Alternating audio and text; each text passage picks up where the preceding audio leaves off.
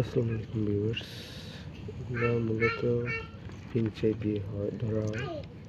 এটা গ্রাম বাংলায় বলা হয় বাইলা মাছ।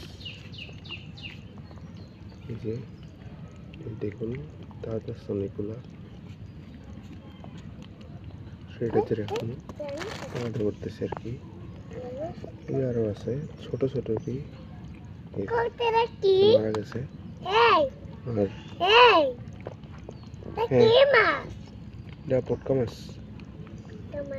এই যে দিকে আরেকটা আছে, এটা বড়। এই যে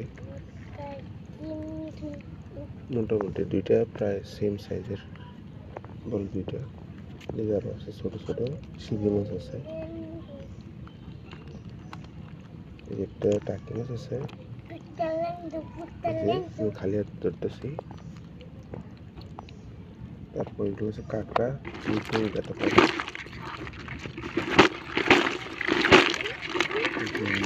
মারা গেছে,